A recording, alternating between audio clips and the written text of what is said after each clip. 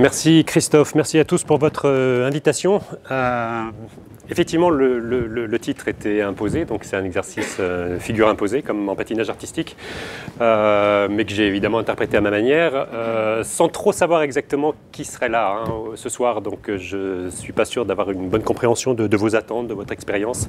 Certainement, votre expérience du Valais est immensément supérieure à la mienne, parce que je suis juste un touriste occasionnel, comme la plupart des Genevois, qui passent par le Valais.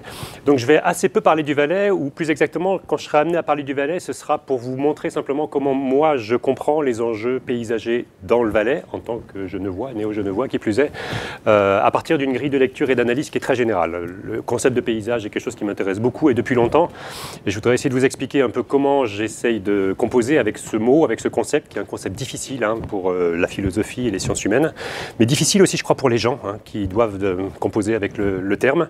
Et c'est un peu autour de ça que j'ai construit ma présentation, en essayant de partir de trois constats qui sont relativement simples. Un constat un peu macro, qui est de souligner à quel point nos sociétés contemporaines sont paradoxales à l'égard de la question du paysage, qu'elles sont paradoxales, qu'elles sont contradictoires et qu'elles ont beaucoup de mal quelque part à s'approprier véritablement la chose. Alors quand je dis la chose, ce n'est pas simplement les morceaux de territoire qu'on appelle des paysages, mais l'idée, la façon qu'on a de penser la chose et d'en faire quelque chose dans nos sociétés ou dans la vie politique locale.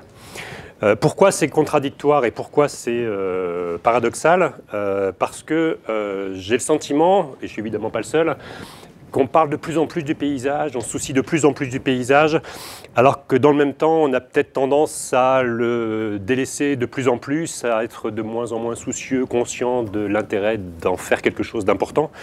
Chez nous, c'est extrêmement banal parce que, vous savez bien, on parle beaucoup de nature depuis la fin du 19e siècle, à partir du moment où on s'est rendu compte qu'on l'avait saccagée et qu'on avait peut-être besoin justement de la réinventer dans la tête avant d'en faire quelque chose avec des parcs nationaux, des réserves naturelles ou ce genre de choses. Tout commençait passionné pour les questions de tradition à partir du moment où on a lancé pleine vapeur la modernité qui justement balayait tous les héritages anciens. Donc on est toujours comme ça dans notre civilisation, on invente et on donne une importance considérable à des mots, à des notions, à partir du moment où on a le sentiment que ce qui leur correspond est très fragilisé et très menacé. Et j'ai le sentiment que c'est vraiment le cas pour le paysage. On n'arrête pas d'en parler, on n'arrête pas de s'en soucier, précisément parce qu'on a commencé à prendre conscience du fait qu'on l'avait beaucoup maltraité, je crois que c'est le terme du titre qui était proposé. Plus précisément que ça, et je vais essayer de développer un peu ce point-là, il y a beaucoup d'auteurs qui diagnostiquent d'une façon ou d'une autre, et j'essaierai de vous amener un petit peu dans leur littérature, différentes morts du paysage. Beaucoup de gens parlent de la mort du paysage, mais parlent de choses un petit peu différentes, et j'aurai l'occasion de vous en parler. C'est pas juste de dire qu'il y a des paysages qui sont devenus moches, c'est juste que la façon de penser le paysage qui a pu marquer l'histoire de notre civilisation est peut-être révolue et qu'il faut inventer une nouvelle façon de penser la chose. Ça, c'est un premier constat, mais paradoxalement, il y en a un autre qui est plutôt de mon fait et qui est, je l'évoquais un peu déjà tout à l'heure, le sentiment que j'ai que nos sociétés contemporaines sont obsédées par le paysage. Elles sont obsédées par le paysage parce qu'elles en parlent tout le temps, quoi qu'elles fassent par ailleurs. Elles en parlent tout le temps et de plus en plus. Et on a de plus en plus tendance à penser que quand on réfléchit au collectif auquel on appartient, que le collectif s'appelle le Valais, s'appelle ma commune, s'appelle la Suisse ou je ne sais quoi, on a de plus en plus tendance à le penser sur un mode paysager. C'est ce que j'appelle l'empaysagement, au sens l'enfermement. L'enfermement ou je sais pas quoi, des termes qui sont un peu construits sur le même modèle. On se sert du paysage pour quelque part cadrer un peu notre vision du monde et notre vision de la société. J'essaierai de vous expliquer plus précisément ce que je veux dire par là, mais c'est le paradoxe qu'il y a entre les gens qui annoncent la mort du paysage et les gens qui parlent plutôt comme moi d'empaysagement, que je trouve intéressant parce que c'est pas contradictoire, même si au premier coup d'œil ou au premier coup d'oreille, ça peut paraître un peu bizarre de juste apposer ces deux propositions. Alors là où j'en arrive véritablement au cœur de ma proposition, c'est formulé de façon peut-être un peu compliquée, c'est que le diagnostic que je fais sur la situation très paradoxale, très contradictoire de nos attitudes vis-à-vis du paysage, elle tient de mon point de vue au fait qu'on ne parle pas de la même chose les uns et les autres. Et qu'il y a une véritable diversité, peut-être même explosion si on veut caricaturer un peu, de façon de penser le paysage, tantôt comme une image, tantôt comme une chose, tantôt comme un bien privé ou un bien public, ou un bien commun, tantôt comme une œuvre. Alors, je vais rentrer dans chacun de ces termes-là, ce sera mon fil rouge pour la soirée, enfin pour ma conférence, parce que moi, il me sert à penser l'objet et à faire une sorte d'histoire ou de géographie un peu culturelle de nos sociétés paysagères. Et je vous le soumets, et puis vous me direz le cas échéant si ça vous aide, vous, à prendre vos marques par rapport à votre façon de parler du paysage. Alors j'ai mis des gros mots juste avant, hétérogénéité croissante des ontologies sociales, peut-être que j'aurais pu m'en passer, excusez-moi, mais c'est juste l'idée que quand on parle d'ontologie, déjà ça fait métaphysique, ça fait philosophie. Non, non, moi je ne suis pas philosophe et je ne suis pas métaphysicien. L'ontologie, c'est quoi? Quelle est la nature des choses dont on parle? Quand on parle de l'identité, c'est pas comme de parler d'une centrale électrique. C'est pas pour dire que les deux mots désignent des choses différentes, c'est que l'identité c'est intime, c'est subjectif, c'est que ça nous parle de l'intérieur, ça nous résonne de l'intérieur. Une centrale électrique, pas à ma connaissance. Donc c'est des choses de nature un petit peu différentes. C'est le message que je voudrais vous donner ce soir. Le paysage, on peut le penser un peu sur le mode de l'identité, un peu sur le mode de la centrale électrique, un peu sur le mode d'autres choses. Et je vais essayer de vous montrer quelle est la typologie que moi j'utilise pour essayer de décoder la façon qu'on a de penser de façon un peu contradictoire la question du paysage.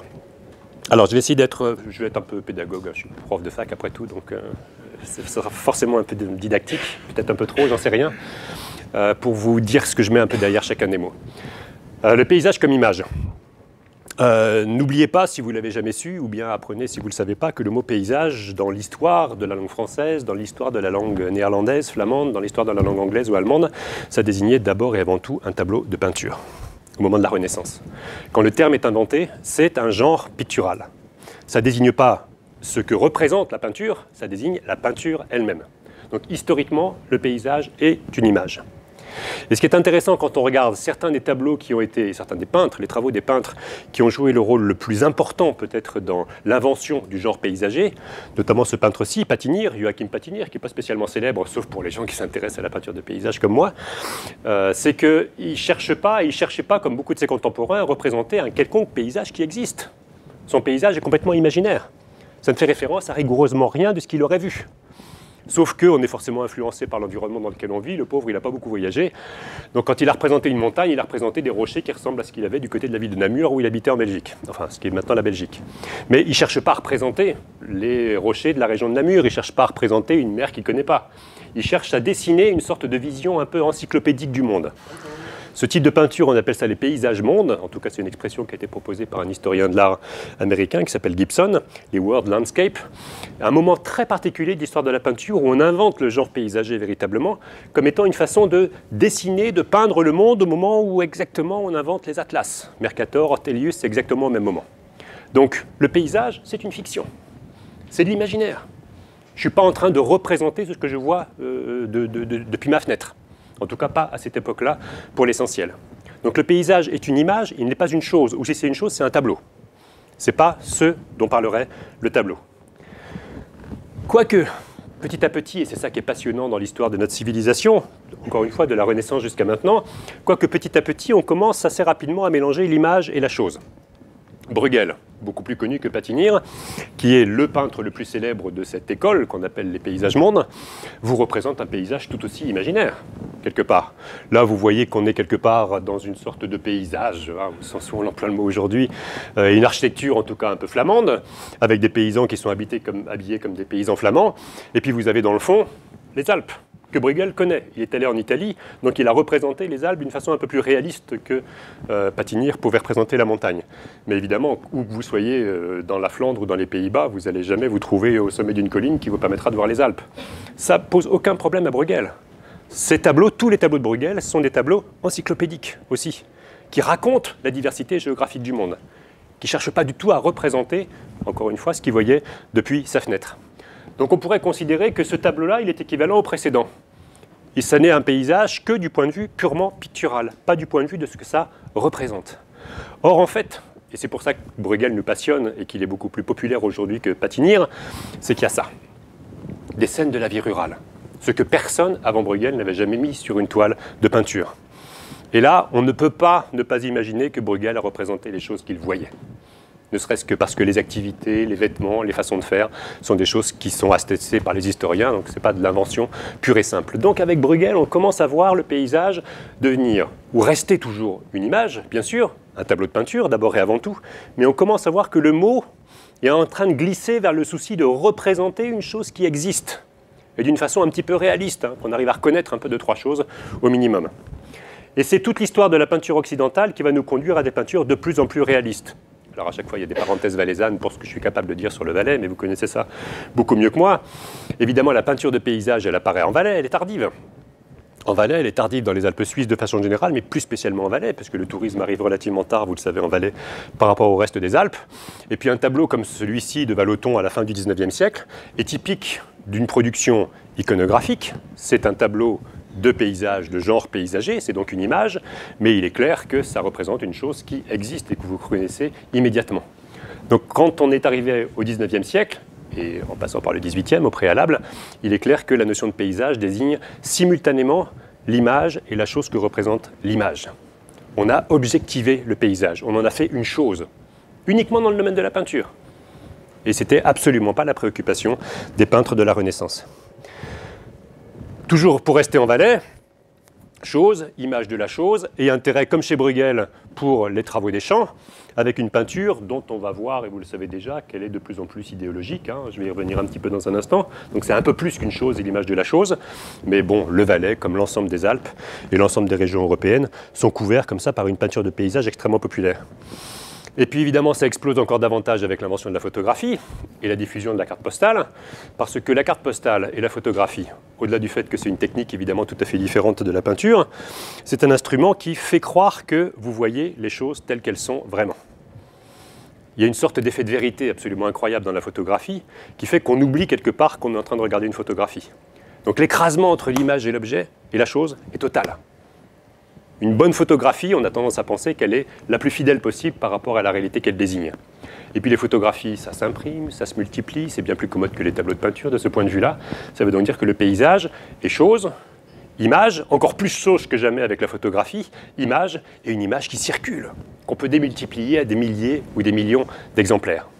C'est ça la grande invention de la photographie. Ce n'est pas tellement la technique, enfin si on est technicien, on s'intéresse à ça, mais du point de vue culturel, c'est la capacité de produire à des échelles absolument considérables une image qui va être complètement détachée du territoire dont elle parle et qui va donner une représentation hyper réaliste du territoire.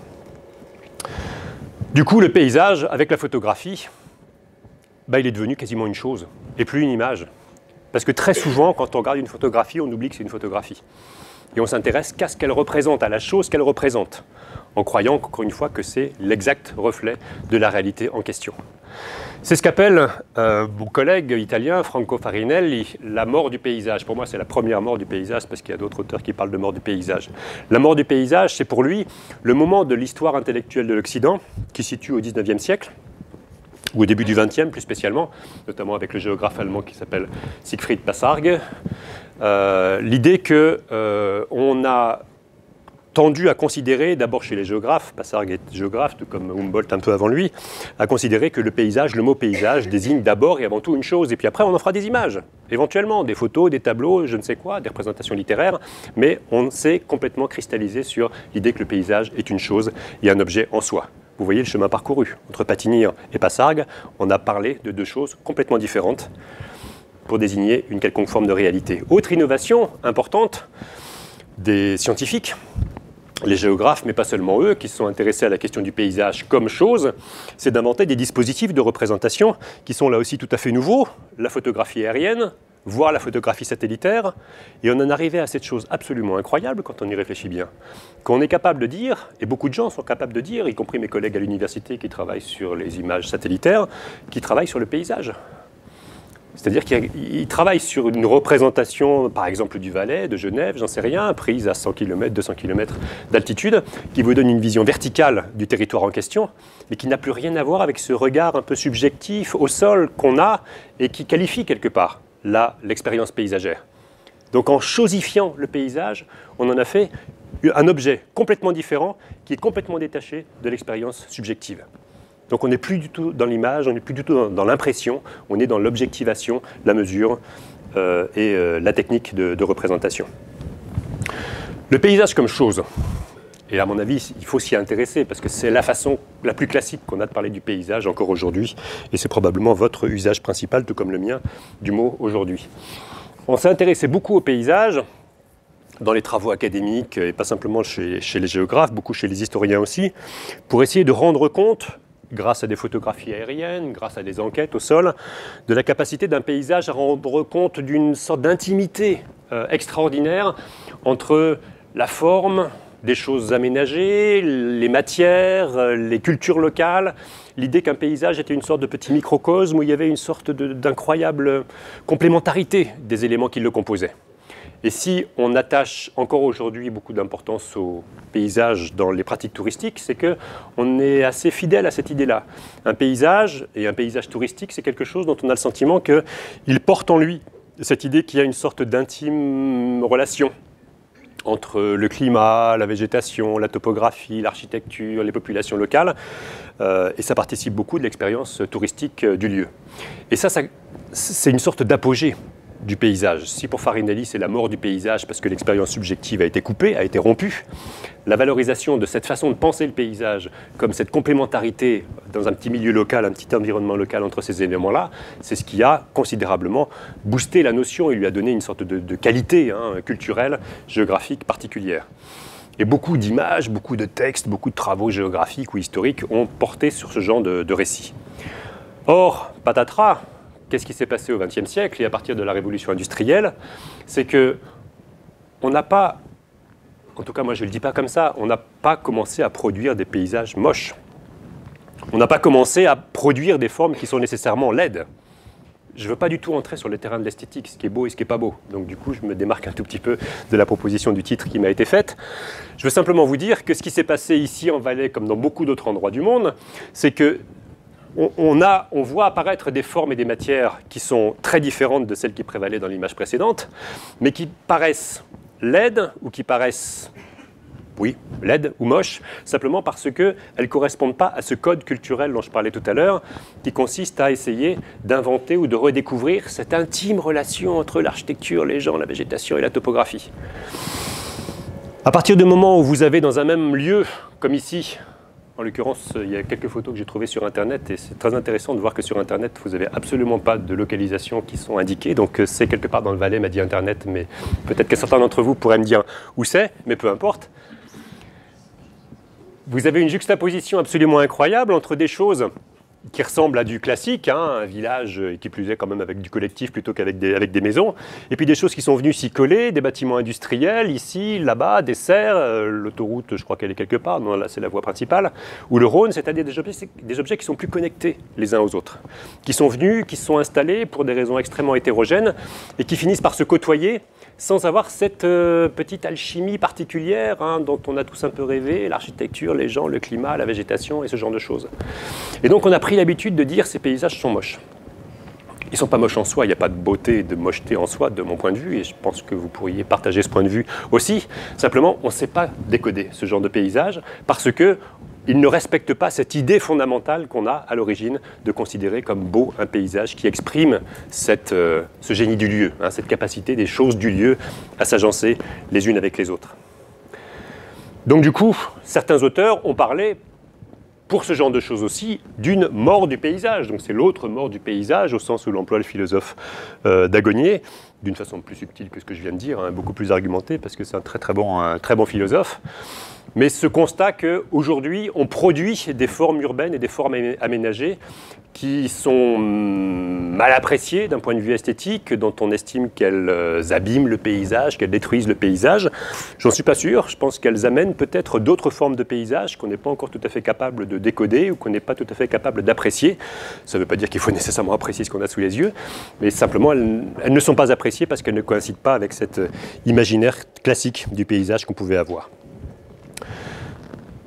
Le paysage comme image, le paysage comme chose, la chose qui se détache de l'image et la chose qui devient problématique du moment qu'on n'est plus capable d'en comprendre le sens de la chose, le sens des éléments qui composent la chose. Troisième statut du paysage dans nos sociétés, et c'est celui qui m'intéresse le plus, c'est le statut politique du paysage. Le paysage comme bien ou le paysage comme bien commun. Si je remonte un petit peu dans le temps cette fois-ci, je suis absolument frappé de voir que dès que le paysage commence à devenir un vrai objet scientifique, touristique, on se soucie de le qualifier un peu moins du point de vue de ce qu'il compose objectivement, les choses qu'il compose, les arbres, les pierres, les rivières ou les villages, mais on veut le qualifier du point de vue des populations qui l'habitent. et qu'on le rapporte quelque part à un imaginaire des populations qui habitent le paysage. Et je vais essayer de vous montrer que c'est quelque chose qui court durant les 2 derniers siècles et que c'est une chose extrêmement présente aujourd'hui. Un des gros enjeux du paysage, de mon point de vue, aujourd'hui. Pour le XVIIIe siècle, la plus belle illustration que j'en ai trouvée, c'est ce livre de Luc, que vous connaissez tous probablement, donc ce naturaliste neuchâtelois, je crois. Ah non, citoyen de Genève, pardon. Du XVIIIe siècle, qui a écrit un livre tout à fait étonnant, composé de lettres envoyées à la reine d'Angleterre, à l'époque, et qui, dans une de ses lettres qu'il a intitulée « Le bonheur des pays qui ont gardé leur commun », ou leur commune, comme il écrit, on dirait les propriétés communes, aujourd'hui, un texte de 1778, il propose une description de la plaine de Thun, en sachant encore une fois qu'il va parler du bonheur des pays en question, et donc du bonheur de la plaine de Thun. On ne saurait imaginer un spectacle plus riant que celui qu'offre cette plaine, la plaine de Thun donc, autant au cœur qu'à l'œil. Tout y sent l'abondance, non cette abondance précaire qui résulte des manufactures, il était un peu rousseauiste, hein, donc on n'aimant pas trop les manufactures et les villes, mais celle qui part sans cesse du ciel par le soleil et les pluies et que la terre livre à l'homme par une forte végétation. Ça peut vous paraître anodin, pour moi ça ne l'est pas du tout. Il est en train de vous parler d'un paysage. On imagine presque le paysage de Verger qu'il contemple quelque part sur un versant au-dessus de la plaine de Thun. Mais en fait, ce qu'il vise véritablement, c'est les populations qui sont derrière, celles qui ont mis le paysage en place et celles qui jouissent du pur bonheur d'être dans un beau paysage. Autrement dit, parler du paysage, décrire le paysage, pour en fait s'adresser à autre chose que le paysage comme étant le reflet de la qualité ou du bonheur des personnes qui l'ont édifié et qui en profitent à leur façon. Cette dimension philosophique et politique du paysage, elle naît au siècle des Lumières et elle a bénéficié ou encombré, je ne sais pas comment il faut dire, l'imaginaire européen de la Suisse, notamment à la faveur, à nouveau, et je reviens à la peinture, de tableaux comme celui-ci, qui est assez célèbre, je crois. La première image, à ma connaissance, qu'on ait des fêtes d'Unspunnen qui ont été organisées ou réinventées, vous le savez peut-être, en 1808, à ma connaissance. Elisabeth Vigée-Lebrun, c'est une peintre connue de la fin de l'Ancien Régime en France, une des très rares peintres femmes à avoir un tout petit peu été percée dans ce monde extrêmement masculin, très connue pour les portraits de personnages de la cour, notamment le roi et la reine de France. Et en l'occurrence, on lui connaît 2 tableaux qui ne sont pas des portraits, et 2 tableaux qui représentent les fêtes d'Unspunnen. À vrai dire, elle était grande copine de Madame de Staël, qui était installée à Coppet à l'époque. Elle est venue lui rendre visite et Madame de Staël lui a dit mais il se passe un truc marrant à Unspunnen, on va aller voir. Donc elles sont venues assister aux fêtes d'Unspunnen, qui les ont beaucoup impressionnées toutes les 2. Et en fait, Elisabeth Vigée-Lebrun et de son côté Madame de Staël ont donné un témoignage de ces fêtes d'Unspunnen qui est tout à fait intéressant. La beauté de la montagne suisse, bien sûr, on est dans la partie montagnarde du canton de Berne, comme vous le savez, donc un paysage qui va être représenté de façon tout à fait conforme par rapport à la peinture du début du XIXe siècle, mais surtout ce qu'on cherche à montrer, et ce que Madame de Staël cherche à dire, c'est que cette montagne, elle procure le bonheur. Elle procure le bonheur aux paysans parce qu'elle atteste de cette capacité des montagnards à vivre de façon frugale, mais conviviale, communautaire, enfin tous les mythes que vous connaissez sur le montagnard suisse. Et les Français ont été et les Françaises en l'occurrence, ont été très bons et très bonnes pour le populariser à l'échelle européenne.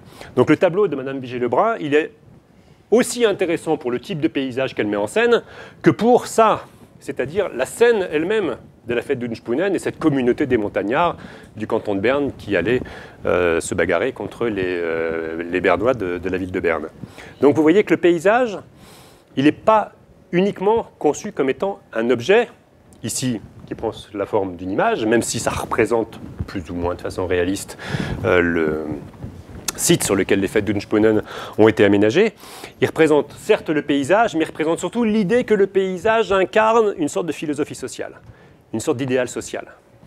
Et vous voyez peut-être que je veux en venir, à mon avis, c'est ça l'enjeu principal du paysage aujourd'hui. Qu'est-ce que ça nous apprend sur notre capacité à faire société ?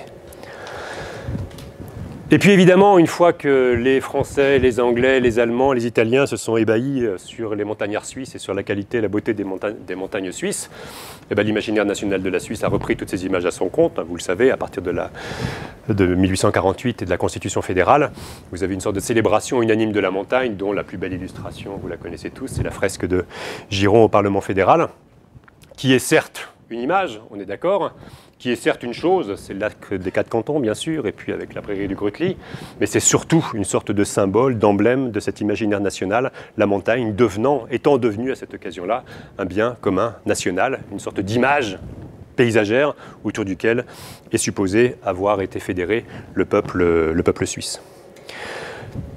Évidemment, comme toutes les images emblématiques d'un nationalisme quel qu'il soit, on s'amuse beaucoup à les détourner, à les transformer. Donc vous avez peut-être déjà vu ces transformations assez astucieuses et drôles de ce même lac des Quatre Cantons qui aurait été intensivement urbanisé, altéré, modifié, ou bien celle-ci. Bref, on peut s'amuser à l'infini avec l'image, c'est ça l'avantage du paysage. Et quand bien même on voudrait quelque part dénoncer une sorte de nombrilisme suisse à se penser uniquement à partir du Cervin, ou bien dénoncer le gâchis que notre modernité introduit dans les paysages, y compris les plus emblématiques de la Suisse, eh ben, on est quand même toujours avec le Palais fédéral, on est quand même toujours avec l'image de la montagne suisse, qui même sur le mode critique reste un élément extrêmement fort du débat public dans la Confédération. Ou bien Plonck et Replonck, plus récemment, qui s'amuse avec le Cervin pour, là aussi, juste rappeler à quel point le Cervin est un emblème de la nation suisse. Ceci dit, si j'ai mis Plonck et Replonck ici, c'est pas juste parce que j'aime bien ce qu'ils font habituellement, comme vous peut-être, et juste parce qu'encore une fois, on voit le Cervin comme on le voit à des milliers d'exemplaires. C'est aussi et surtout pour le nœud qui est là-haut, les ouvriers qui sont ici, et le commentaire. 1899, les Alpes enfin achevées. C'est-à-dire l'idée que non seulement, bien sûr, le Cervin est une obsession helvétique, mondialisée, comme vous le savez bien, mais que ce que Plonck et Replonck nous disent, c'est que, quelque part, le Cervin a été fabriqué. Non pas fabriqué en tant que montagne, en tant que soi, ça, il faut laisser la tectonique des plaques faire son boulot, mais a été fabriqué comme étant un icône de la nation helvétique, et que finalement, on peut très bien imaginer que c'est un paysage un peu artificiel, non pas de par sa constitution, mais de par le statut qu'il a acquis. D'où le quatrième concept que je vous propose d'introduire, le paysage comme œuvre. Ce n'est pas la même chose que bien commun, qui relève du sentiment d'appartenance, de l'identité. Ce n'est pas la même chose que la chose en soi. Ce n'est pas la même chose que l'image, même si ici on a affaire à une image. L'œuvre, c'est-à-dire l'idée qu'on peut fabriquer des paysages. Alors pas comme un peintre, j'en ai déjà parlé, c'était l'image. Mais fabriquer des vrais paysages, fabriquer les choses sous la forme d'un paysage d'emblée. Alors la formulation peut vous paraître bizarre, parce que probablement je parle trop compliqué. C'est beaucoup plus simple de s'intéresser à l'invention du paysagisme. Le métier de paysagiste. Qui s'est soucié le premier à peu près, je simplifie évidemment, de transformer la surface de la Terre, pas simplement pour produire des céréales, pour faire pâturer des moutons ou construire des villes, mais pour d'emblée produire du paysage, produire une apparence de la surface de la Terre dont la finalité principale est de produire une chose qui satisfait l'œil et le plaisir. Ce sont les paysagistes anglais du XVIIIe siècle, en particulier Lancelot Brown, qui a couvert donc l'essentiel du XVIIIe siècle, qui a inventé ce style paysager qu'on appelle le style serpentine, c'est-à-dire le jardin à l'anglaise, ou le parc paysager anglais, dont vous savez qu'il était le contrepoint du modèle du jardin à la française ou du jardin à l'italienne, tout géométrique et tout carré. Donc l'idée qu'on pouvait façonner des terres juste pour le plaisir de l'œil, comme ça avait été expérimenté quasiment en premier sur le parc de Stowe aujourd'hui, à l'époque au début du XVIIIe siècle. Donc l'idée que le paysage soit le produit intentionnel de l'action de l'homme uniquement pour faire du beau, ça n'a pas grand-chose à voir avec tout ce que je vous ai dit jusqu'à maintenant. Parce que les jolis villages, je ne sais quoi, ou les villes un peu moins jolies qu'on peut trouver ici ou là, ont été produites pour satisfaire des besoins de production divers et variés, mais pas pour un effet visuel en tant que tel. Avec les paysagistes, et avec au XIXe siècle ce qu'on appelle les architectes du paysage, on va commencer à avoir des spécialistes de ce genre de choses. Alors, le savoir-faire, il m'intéresse, il vous intéresse probablement aussi, puis vous savez qu'on en a partout maintenant. Si ce n'est pas des gens aussi célèbres que Lancelot Brown, c'est la jardinerie locale ou l'entreprise de paysagisme que vous avez au coin de votre rue. Donc ça, c'est très largement généralisé. Donc il y a un savoir-faire qui s'est largement diffusé dans la société de produire du paysage, pour produire de l'agrément visuel. Moi, ce qui m'intéresse beaucoup, c'est qu'il y a, de toute évidence, en Angleterre, un truc qui se passe au XVIIIe siècle. Des gens qui sont prêts à payer, et cher parce qu'il a fini par être très cher ce garçon, Lancelot Brown, des gens uniquement pour faire du beau, pas pour produire à manger, pas pour localiser une quelconque activité industrielle qui va vous rapporter de l'argent. Non, vous dépensez beaucoup d'argent et vous êtes sûr que vous allez tout perdre, parce que ça ne va pas vous en rapporter. Donc c'est quand même une drôle de curiosité, et ça participe de ce que j'appelais un peu l'empaysagement tout à l'heure. Se penser soi-même, se penser collectivement par le paysage. Je vais être plus précis que ça. Au même moment, si on veut comprendre ce mécanisme, pourquoi il y a des gens aussi curieux qui sont en train de se dire « je vais investir beaucoup d'argent pour avoir un beau paysage », à quoi ça sert? Et qu'est-ce que ça veut dire de l'idée de paysage elle-même? La réponse, on l'a avec ce tableau célébrissime de l'histoire de la peinture anglaise de Gainsborough, qui s'appelle Mr. and Mrs. Andrew, de 1748, donc contemporain de Lancelot Brown. Monsieur et Madame Andrew se font tirer le portrait par un peintre qui est devenu très célèbre par la suite, mais qui à l'époque ne l'était pas, donc là il n'était pas cher pour un peu, donc ils en ont profité. Mais ils se font tirer le portrait d'une façon un peu particulière, hein. Ce n'est pas les portraits tout à fait classiques où vous êtes coupé à la hanche, et puis à la taille, pardon, et puis juste avec le buste et puis la tête. Ils sont de pied en cap, ce qui est relativement rare dans la peinture de portrait, et puis ils sont sur le côté. Donc ils sont importants bien sûr dans le tableau, mais en étant sur le côté, ils sont presque aussi importants que ce qui est là. Et ce qui est là, il n'y a personne. Donc on pourrait dire, mais qu'est-ce que le peintre est venu dessiner ou qu'est-ce qu'on lui a demandé de représenter? Les propriétaires, monsieur et madame Andrew, ont demandé à Gainsborough de représenter leur propriété. Et leur propriété, certes un peu pastorale ici, puisque vous avez des moutons, ici vous avez un peu de céréales, certes, mais vous voyez bien qu'on cherche d'abord et avant tout à représenter, non pas une propriété qui rapporte de l'argent et qui produit beaucoup, mais un beau paysage. Monsieur et madame Andrew sont jeunes, et font partie de cette nouvelle aristocratie anglaise qui vient s'installer à la campagne et qui vient acheter des terres en nombre considérable, au passage en privatisant des communs qui appartenaient aux populations rurales anglaises, et le transformer en parc privé. C'est devenu leur domaine en tant que tel. Donc, transformation sociale, révolution agricole, d'accord, moi c'est le paysage qui m'intéresse. On est en train d'investir la campagne anglaise avec des centaines, parce que ce n'est pas un cas isolé bien sûr, hein, le couple Andrews, des centaines de familles viennent s'installer, aristocratiques pour la plupart d'entre elles, viennent s'installer dans les campagnes britanniques pour en faire un très joli paysage, ce que c'est resté jusqu'à aujourd'hui. Et au demeurant, laisser la ville, Londres, Manchester, à cette bourgeoisie prétentieuse qui n'a aucun goût, mais qui, elle, va faire fortune avec l'acier, avec le chemin de fer. Donc c'est un signe de distinction sociale. Les aristocrates vont faire du beau quelque part dans la campagne anglaise. Donc c'est ça l'œuvre. Le paysage œuvre, c'est plus de l'image, ou c'est de l'image en direct. C'est plus une chose. Bien sûr, c'est une chose, vous allez me dire, mais ce n'est pas une chose qui est née toute seule. C'est une chose qui a été délibérément fabriquée, donc une œuvre, à proprement parler, dans l'idée de constituer quelque chose qui relève de la sphère privée, dans un premier temps. C'est un bien privé. Mais l'histoire de ces grandes propriétés anglaises, elle est d'autant plus intéressante qu'on s'aperçoit assez rapidement, au XIXe siècle, qu'on va en faire l'objet privilégié du patrimoine national britannique. Alors je ne sais pas si vous le savez, mais l'Angleterre et le Royaume-Uni, enfin c'est l'Angleterre, l'Écosse et le Pays de Galles qui ont des administrations différentes de ce point de vue-là, ils n'ont pas une administration nationale du patrimoine. Le patrimoine n'est pas géré par des institutions publiques. Au Royaume-Uni, il est géré par des fondations privées, mais il y en a une qui est extrêmement puissante et extrêmement influente, c'est le National Trust. Et le National Trust a, au premier rang des biens qu'il a acquis, parce qu'il a beaucoup d'argent, les fameuses propriétés de ces aristocrates du XVIIIe siècle, qui, à force de passer entre les mains de générations de moins en moins fortunées ou de moins en moins intéressées, a donc fini par récupérer une quantité considérable de ces propriétés. Ça veut dire quoi? Ça veut dire que ces propriétés privées, extrêmement privées dans tous les sens du terme, c'est ma propriété et en même temps c'est ma façon de me mettre en scène, moi aristocrate qui a du goût et qui invente un nouveau style paysager, deviennent le principal objet du patrimoine national britannique. Et encore aujourd'hui. Et si vous n'avez jamais eu l'occasion d'aller quelque part dans ces campagnes, dans le très grand Londres, vous pourrez voir à quel point ce sont des lieux de très grosse fréquentation touristique parce que, indiscutablement, c'est de très belles factures et de très belle qualité, mais ça atteste du fait que les Britanniques sont devenus très attachés dans la façon de se penser comme un collectif, une nation, à ces anciennes propriétés privées et au paysage qui leur correspond.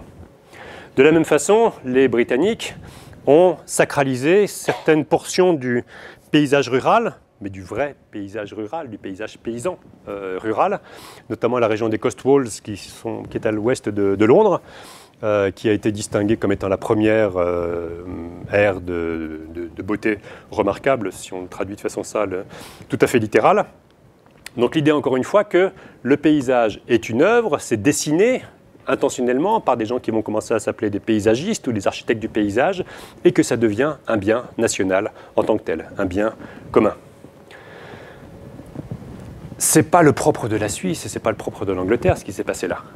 C'est vrai de toutes les nations occidentales et de tous les nationalismes occidentaux, qui ont tous, les uns après les autres, investi le paysage comme étant une référence commode, pour plein de raisons, facile à imager, facile à représenter et facile à utiliser pour parler de l'enracinement des peuples dans le sol, mais chacune l'a fait à sa manière. La Suisse, c'était la montagne. Le Royaume-Uni, l'Angleterre plus spécialement, c'était les grands parcs paysagers. Les États-Unis ont inventé un imaginaire paysager de la wilderness, de la nature sauvage, notamment à travers ce tableau qui joue un rôle très important dans l'histoire de la peinture et l'histoire de l'imaginaire national aux États-Unis, qu'on doit à Thomas Cole, qui s'appelle Le Méandre. En 1828, c'est la rivière Connecticut, en Nouvelle-Angleterre. Et puis il met en scène ce contraste entre une plaine bucolique, agricole, à l'européenne, et puis une montagne rugueuse, tourmentée, peinte un peu de façon romantique, pour expliquer que ça c'est l'Europe, ça c'est les États-Unis. Et moi je vais vous expliquer que l'imaginaire esthétique et paysager des États-Unis, il va se placer dans la partie gauche de l'image et pas dans la partie droite. Et à partir de ce moment-là, tout l'imaginaire national états-unien va se construire autour de cette idée de wilderness, de nature sauvage, spectaculaire comme ici au Yosemite, mais qui est d'autant plus nationale qu'elle n'a pas de traces d'occupation humaine. Je ne sais pas si au passage vous avez jamais remarqué que c'est quand même un peu curieux qu'on appelle les parcs nationaux des parcs nationaux. Parce que c'est des parcs naturels, d'abord et avant tout. Qu'est-ce qu'ils ont de nationaux? Alors ils sont gérés par l'administration fédérale, ou fédérale en Suisse pour le seul parc que la Suisse a, ou française ou italienne. Mais l'expression parc national au départ dit tout. C'est la nation qui se construit des lieux qui parlent d'elle-même, sur le mode du contraste. Voilà la sauvagerie qu'on a découverte, nous, Européens, en mettant le pied aux États-Unis. Et on a fait ce qu'on avait à faire, c'est-à-dire New York, Washington, le Dakota, ou ce que vous voulez. Et voilà les petits morceaux de ce qui reste, de ce qui était le lot commun des États-Unis avant notre arrivée.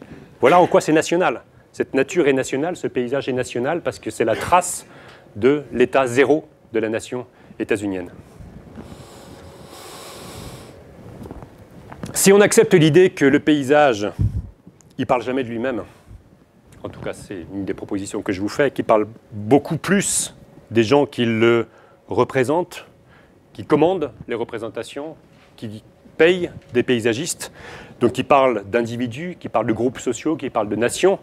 On peut décliner la réflexion à l'infini et revenir un petit peu au Valais, au passage, et se dire qu'est-ce qui fait paysage au Valais, ou plus exactement, qu'est-ce qui fait paysage pour les Valaisans. Et c'est une question à mon avis qui est légitime, parce que quand on parle de paysage dans le Valais, surtout quand on est genevois comme moi et qu'on entend parler des Valaisans et du paysage à travers l'initiative Weber ou ce genre de choses, c'est plus pour imaginer le paysage rêvé des Genevois, le paysage rêvé des touristes, et puis ces foutus Valaisans qui n'entretiennent pas bien leur paysage pour les Genevois et pour les touristes. C'est en gros, c'est à peine résumé, à peine simplifié, ce qui s'est dit au moment de l'initiative Weber. Moi, ça ne m'intéresse pas tellement ce genre de choses, j'y reviendrai un peu tout à l'heure, mais le paysage comme objet touristique, bien sûr, c'est important, mais ce n'est pas une vraie question, c'est un peu trop évident comme question. Moi, ce qui m'intéresse, c'est de savoir quel est le rapport des Valaisans à leur paysage. Est-ce que pour eux, c'est quelque chose qui est important, pas simplement comme ressource économique, mais important pour se parler d'eux-mêmes? C'est-à-dire, est-ce que le paysage du Valais parle aux Valaisans comme étant une sorte de reflet d'eux-mêmes, comme une sorte de portrait d'eux-mêmes, ou au moins de leur portrait, le portrait de leur territoire? Je n'ai pas la réponse, vous l'avez probablement, mais moi je n'ai pas la réponse, ou peut-être qu'il y a plein de réponses à une question comme celle-là. Moi ce qui me frappe, c'est que quand on regarde un petit peu ce qui s'est passé dans le Valais au XIXe siècle, ou dans la première moitié du XXe siècle, on a célébré des formes paysagères. Les Valaisans ont célébré des formes paysagères, et donc se sont célébrés eux-mêmes. Encore une fois, parler du paysage, c'est parler de soi-même, sur un mode complètement différent de maintenant. Pour qu'on ait pu faire des tableaux comme celui-ci, au moment de la deuxième, je crois, correction du Rhône, 1888, ou première, je ne sais plus, j'ai oublié ma chronologie. Première? Je ne sais plus, non, peut-être plutôt la deuxième. Pour qu'on ait fait des tableaux comme ça, où on met en scène, certes, le paysage de la montagne valaisanne, mais là, on est au fond, et puis donc des ouvriers de chantier qui sont en train de faire les digues du Rhône, on est en train de dire une chose qui est une sorte d'exaltation du travail manuel pour justement cette transformation prométhéenne du Rhône. Ça y est, ça va nous libérer des inondations, et c'est la modernité qui arrive en Valais, c'est comme ça qu'on en parlait, vous le savez bien. À l'époque, c'était certainement conçu comme un beau paysage. Or maintenant, on aurait tendance, comme mes usines de tout à l'heure, à considérer que ce n'est pas un beau. Peut-être parce que la façon qu'on a de se représenter soi-même est peut-être en train d'évoluer ou a évolué. Ce type de photographie qui représente cette fameuse plaine arboricole, viticole et de serre du Valais, qui est régulièrement, en tout cas pour ce que j'en lis et pour ce que j'en vois, dénoncée. Elle est souvent présentée comme étant aujourd'hui laide. Et c'est un des éléments d'ailleurs de justification de la troisième correction du Rhône, pour ce que j'en ai lu. Mais encore une fois, vous connaissez sûrement la chose bien mieux que moi. C'était des paysages qui ont été extrêmement célébrés dans les années 50 et les années 60. Encore une fois, la modernité. Donc les Valaisans, pour ce que j'en ai lu encore une fois, étaient extrêmement fiers de ce type de paysage, qui par ailleurs peut aussi être considéré comme étant très esthétique. Après, on aime, on n'aime pas, mais je vous ai dit que je ne voulais pas intervenir sur la question esthétique en tant que telle. Mais l'importance que socialement ça peut avoir à une époque ou une autre est beaucoup plus intéressante. On a célébré ce genre de paysage à une époque, or je me rends compte qu'aujourd'hui, on a plutôt tendance à les dénoncer. Autrement dit, ce qui est en cause, ce n'est pas l'évolution des goûts, à mon avis, c'est l'évolution de la façon de se penser soi-même. On a envie d'être moderne, Valaisan dans les années 50 et les années 60, donc on va se reconnaître dans des formes de paysages qui nous parlent de la modernité. La question c'est, on a envie d'être quoi maintenant? Qu'est-ce que c'est que d'être Valaisan et quel est le type de paysage qui correspond à l'image ou à l'idée du Valaisan dont je suis porteur? Ça allait jusqu'à la promotion touristique. Les affiches touristiques des années 20 et des années 30 sont absolument stupéfiantes, notamment celles des autocars postaux, donc les fameux cars postaux de la Suisse, qui arrivaient à vendre leurs services avec des images de ce type-là, un paysage de montagne très stylisé comme le faisaient beaucoup les affichistes de l'entre-deux-guerres, mais avec une célébration de la route et une célébration de la technique. Aujourd'hui, on n'oserait plus faire un truc comme ça, ou des cartes postales pour s'amuser, mais pas sur le mode de la célébration collective. Donc si on s'est servi du paysage pour parler de la modernité, participer de la modernité, se penser comme étant moderne à une certaine époque, je doute que ce soit encore le cas aujourd'hui. On attend un peu autre chose du paysage. Peut-être plus à chercher du côté de la nostalgie ou du côté de la nature sauvage, mais certainement pas du côté de la modernité. Dernier petit volet de cette question, vous avez compris que c'est celle qui m'intéresse le plus parce que j'y passe le plus de temps, sur le paysage comme bien commun. Je pense que ça vous parle, ça paraît, je pense que c'est suffisamment simple. On imagine bien qu'un collectif qui s'appelle la Suisse, qui s'appelle le Valais, qui s'appelle mon village, ait envie de se reconnaître dans un type de paysage ou un type d'image, soit. Mais quelles sont les conditions pour qu'on soit sûr qu'on intègre véritablement tous les gens qui vivent en Suisse quand on parle du paysage suisse, tous les gens qui vivent en Valais quand on parle du paysage valaisan, ou tous les gens de mon village quand je parle du paysage de mon village? Est-ce qu'il y a des gens qui sont plus communs que d'autres? Est-ce qu'il y a des gens qui sont plus en position centrale que l'autre? Avant de tenter de parler un tout petit peu du Valais de ce point de vue-là, je vais vous ramener en Angleterre pour vous parler un peu d'un travail qui a été fait par une personne, le travail je trouve remarquable, la personne je ne la connais pas, sur le Lake District, qui est cette région qui est au nord de l'Angleterre, pas très loin de la frontière de l'Écosse, et qui présente des paysages extrêmement rugueux, extrêmement montagnards. On n'est pas dans des grandes altitudes, mais un paysage très, très sévère, qui est devenu très très populaire chez les romantiques anglais quand ils ont été interdits par Napoléon de traverser le continent pour aller sur les Alpes. Donc ils se sont dit on va trouver des petites Alpes chez nous. Et c'est devenu le parc national aujourd'hui du Lake District. Un type de paysage qui est très très populaire chez les Anglais, mais vous savez ce que ça veut dire. C'est pas n'importe qui va dans ce genre d'endroit pour faire de la randonnée, prendre des photos ou faire du camping. Autrement dit, c'est socialement un petit peu différencié. Et il y a une jeune personne d'origine jamaïcaine, mais de langue anglaise, et de nationalité anglaise, mais originaire de Jamaïque, qui a écrit un texte extrêmement touchant, extrêmement troublant, qui vous raconte, je ne vais pas vous traduire la totalité, qui s'appelle donc Pastoral Interlude, et qui raconte ce que c'est qu'être anglaise, mais noire, au Lake District, et donc au passage originaire de la Jamaïque. Et elle ne dit pas les choses d'une façon sévère, oh le racisme, les femmes, personne ne supporte ça dans ce genre d'environnement. Elle le dit sur un mode très, très subtil qui consiste à dire « Je me suis toujours senti incroyablement noir dans cet endroit-là parce que les communautés noires qui vivent à Londres ou à Manchester ne vont pas faire du tourisme dans ce genre d'endroit. Donc je me suis toujours senti un peu décalé par rapport à par rapport aux personnes que je côtoyais dans cet endroit-là, même si moi-même j'avais le même goût a priori pour ce genre de paysage, il y avait une sorte de sentiment d'exclusion, une marginalisation.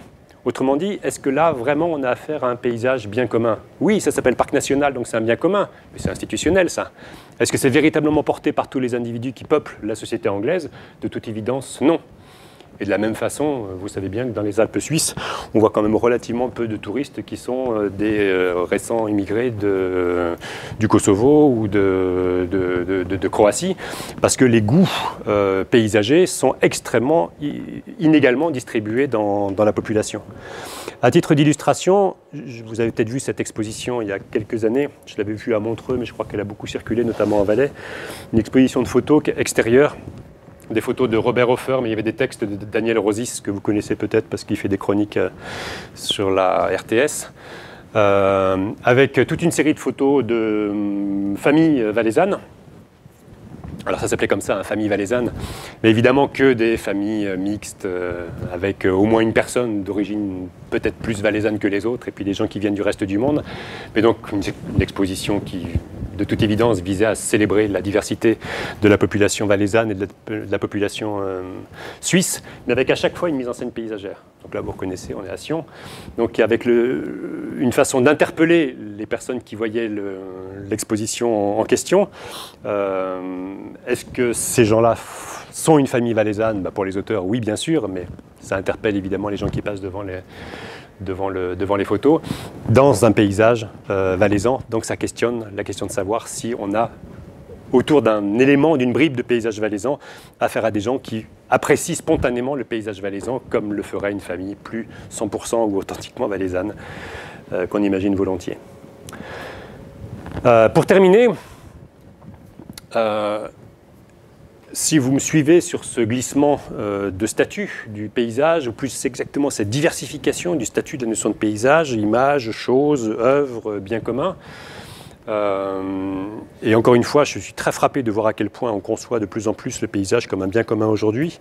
Je suis aussi tout à fait frappé de voir qu'on a tendance à multiplier les expériences ici ou là, et je ne sais pas du tout si c'est le cas en Valais, où on cherche à associer la population à une réflexion sur quel paysage vous voulez, comment est-ce qu'on pourrait faire évoluer les choses, le cas échéant en passant par les entreprises spécialisées, mais une réflexion collective sur, un peu participative, comme on fait de l'urbanisme participatif, mais cette fois-ci sur le paysage. Pas simplement sur l'espace public, comme on fait assez volontiers, pas simplement sur l'aménagement d'un quartier, mais sur le paysage. C'est ce que j'appelle l'empaysagement, encore une fois, la façon de se penser collectivement, de façon participative ici, à travers la figure du paysage. Bon, ça c'est un exemple de chantier auquel j'avais été associé dans la ville de Nantes, donc des sommes de forums populaires où les habitants ou les personnes intéressées se mettent à discuter sur le type de paysage qu'ils souhaitent promouvoir. Autre exemple, ici en Auvergne, où vous avez là des élus qui sont rassemblés autour d'une grande table et qui réfléchissent à que doit devenir le paysage de leur petite région auvergnate soumise à la déprise rurale et qui risque de s'altérer définitivement si on ne fait rien. Le souci du paysage, le souci de faire quelque chose du paysage, de le conserver, de l'entretenir, de le porter collectivement, c'est ce que j'appelle les chantiers du bien commun paysager. Je ne vais peut-être pas être trop long parce que je pense que le temps court. Ouais, il va falloir que je m'arrête, donc je vous saute l'exemple de Montréal, qui est un très bel exemple de participation autour de la question du paysage. J'en arrive à mes éléments conclusifs sur l'idée que je me fais des enjeux paysagers en Valais. C'est-à-dire d'un point de vue complètement impertinent. Je connais très mal le Valais, si c'était encore une fois comme ces quelques Genevois qui viennent une fois de temps en temps. Mais c'est avec mon regard distant, c'est ce que j'imagine. Puis vous me direz le cas échéant si ça résonne en vous ou pas. Tout mon exposé était construit autour de l'idée que le paysage est une chose compliquée, ou c'est un concept compliqué, vous l'avez compris, je l'ai suffisamment répété, mais qui tient sa complexité au fait qu'on le pense sans le dire, ou simultanément, tantôt comme chose, tantôt comme image, tantôt comme bien, tantôt comme œuvre. Et qu'on ne se comprend pas toujours. On n'est pas toujours très clair sur la façon qu'on a de faire référence à la notion.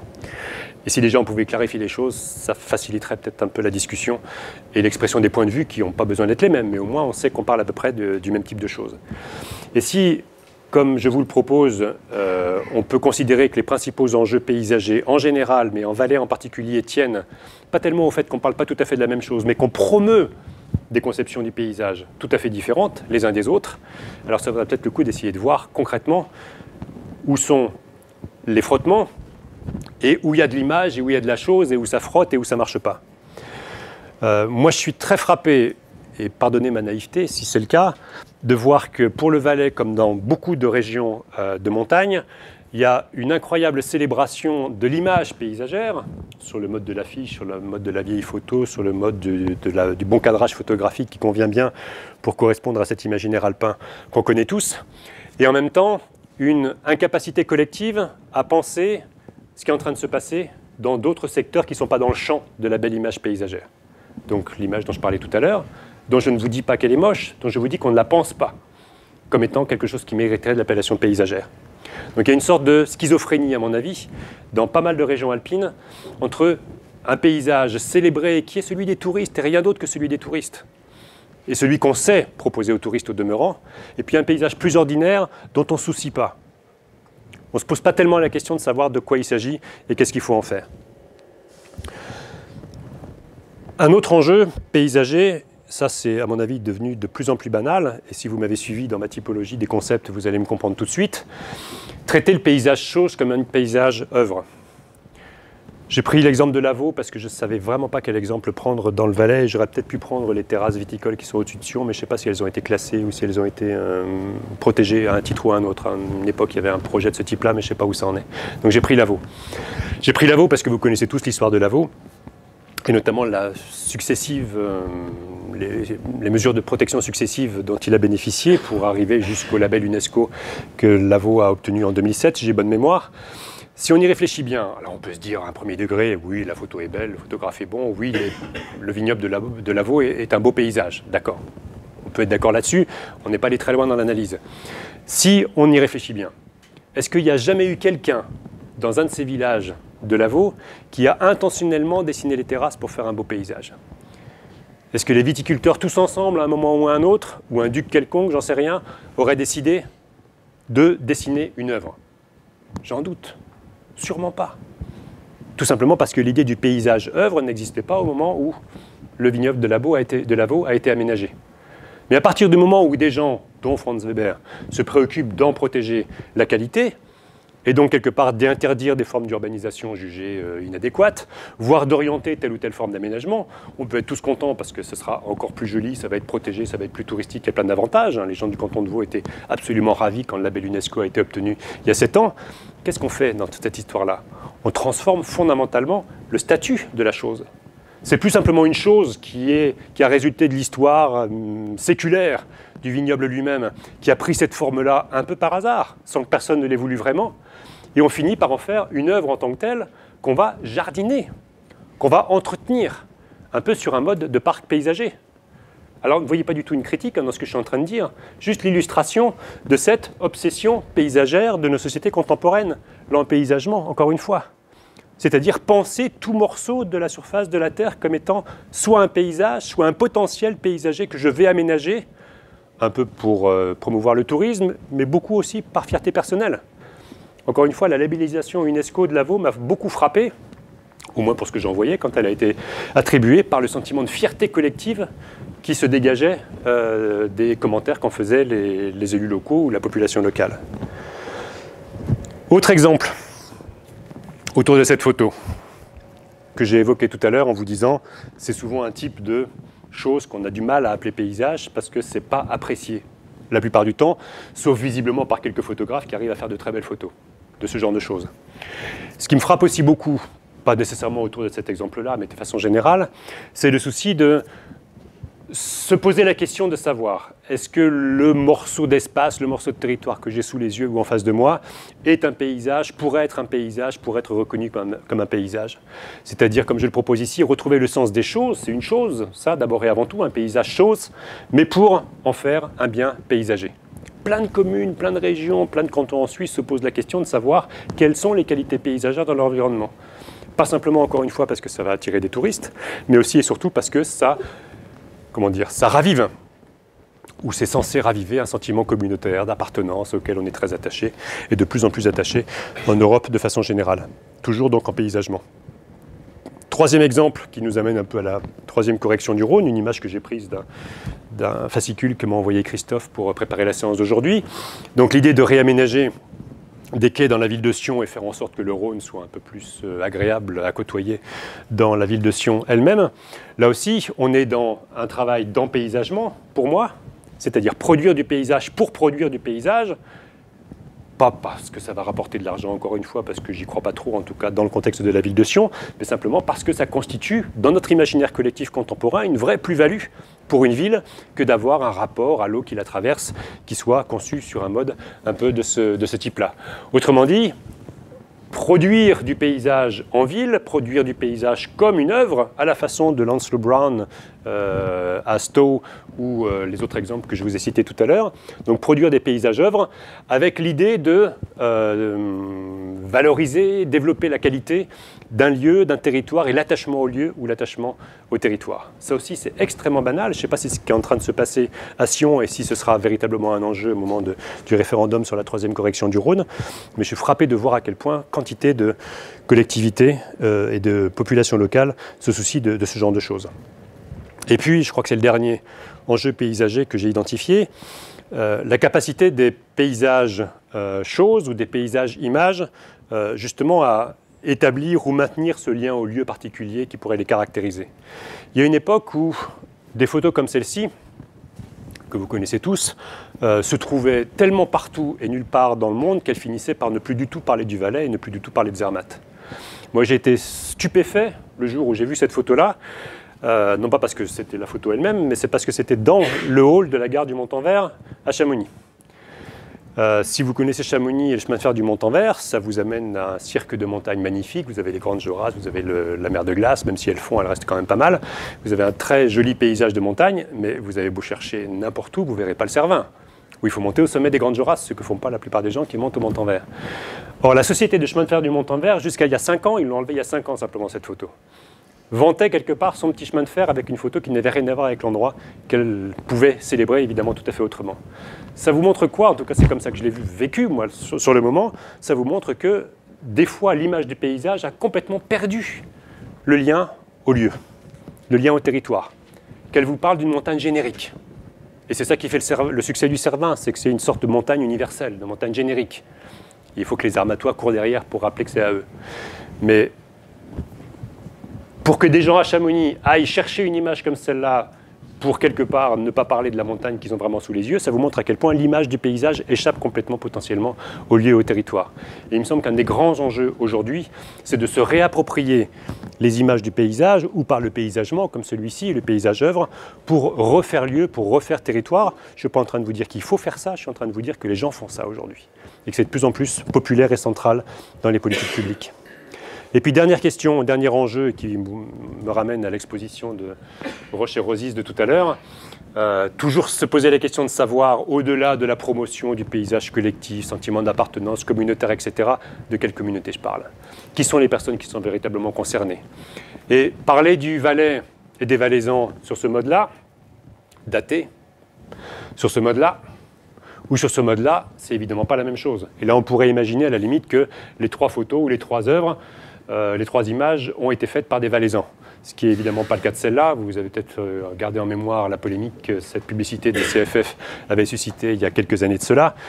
Ce qui était intéressant, c'était censé faire une évocation, vous le comprenez bien, du carnaval du Löschental, mais c'était beaucoup critiqué en Valais, je dis ça pour ceux qui auraient dormi pendant la polémique. Il y a quelques années, c'était beaucoup critiqué en Valais parce que ça y est, on nous présente comme des sauvages, encore une fois. Ça montrait bien que la question de se reconnaître ou de ne pas se reconnaître dans un paysage, et dans un paysage de montagne, est une vraie question politique. Et le rejet d'une image comme celle-ci, très justifiée au demeurant, était révélateur, tout comme est révélateur la question de savoir, est-ce que c'est ça, ça ou ça? Un paysage valaisan et un paysage de Valaisans pour les Valaisans. Autrement dit, bien commun, d'accord, mais vraiment commun? Et bien commun, plutôt pour qui, ou plutôt centré sur quelle figure de la population valaisanne? Voilà, j'ai peut-être été un petit peu long, mais j'espère ne pas vous avoir ennuyé. Merci.